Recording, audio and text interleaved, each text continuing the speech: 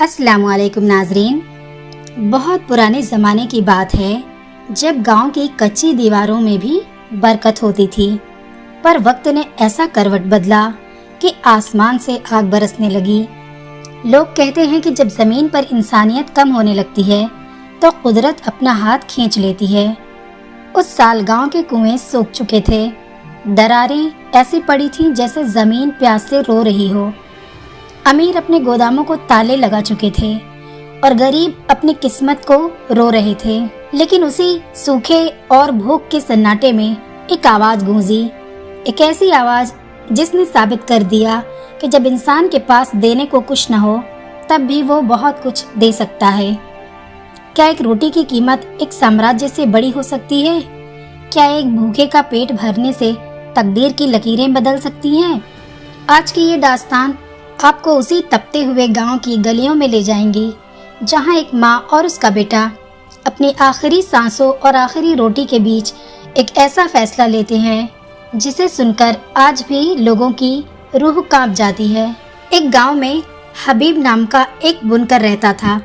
हबीब दिन भर चरखा चलाता और मुश्किल से इतना कमा पाता कि अपनी बूढ़ी माँ और छोटे भाई का पेट पाल सके। गांव में अकाल पड़ा हुआ था, अनाज की कीमतें आसमान छू रही थीं। हबीब के घर में सिर्फ 2 रोटियां बची थीं।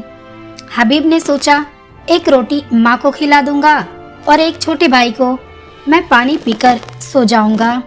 वह जैसे ही रोटियां लेकर कमरे में पहुंचा, दरवाजे पर एक बूढ़ा मुसाफिर आया और बोला, बेटा 3 दिन से भूखा हूँ, खुदा के नाम पर कुछ खाने को दे दो। हबीब की माँ ने मुस्कुराकर कहा, बेटा हमारे नसीब का रिस्क खुदा के हाथ में है, यह रोटियां इस मुसाफिर को दे दो।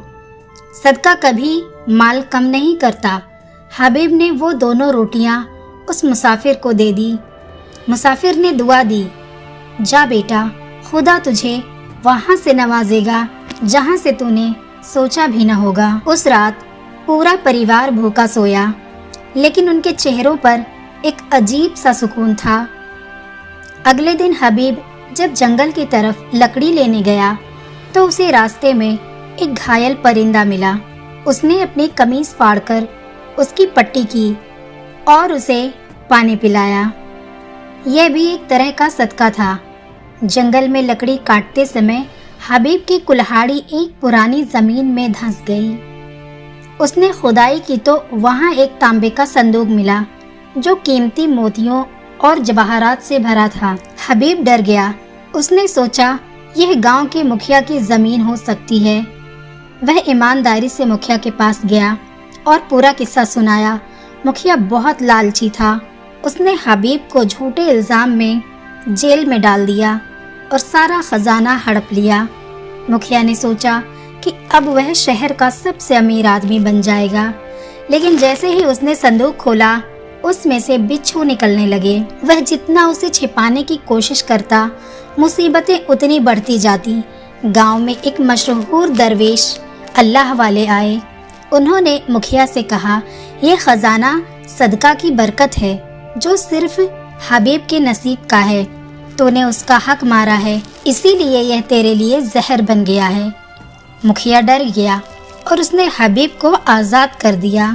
हबीब ने जैसे ही उस संदूक को छुआ, बिच्छू फिर से मोतियों में बदल गए। हबीब ने उस खजाने का एक बड़ा हिस्सा गरीबों के लिए लंगर और कुएं बनवाने में लगा दिया। उसकी माँ का इलाज हुआ। गांव के लोग कहते हैं कि हबीब ने जो रोटियां सदका की थी, अल्लाह ने उसके बदले उसे उम्र भर की खुशियां दे दी। अगर आपको भी लगता है कि नेक काम कभी भी जाया नहीं होता तो इस चैनल को सब्सक्राइब और वीडियो को शेयर जरूर कीजिए।